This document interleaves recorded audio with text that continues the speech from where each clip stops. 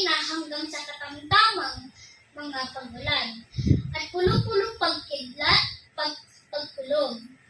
Ang Metro Manila at ang ibang bahagi ng bansa ay magiging bahagyang maulap hanggang sa maulap na may kaunting pagulan. Katamtaman hanggang malakas na hangin mula sa hilagang silangan ang iiral sa hilagang Luzon at ang mga baybaying dagat nito ay magiging katamtaman hanggang sa maalon sa ibang dako. Ang hangin ay magiging mahina hanggang sa katamtaman mula sa hilagang silangan na may banayan hanggang sa katamtaman pag-alon ng karagatan. Ang tinatayang agwat ng temperatura ay mula 25 hanggang 33 antas sa sentigrado.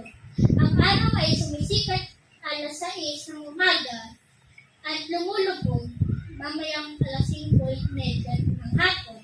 Maraming salamat po. Muli ako po, si Sean Diaz, ang inyong tagapag-ulat sa kalagayan ng panahon.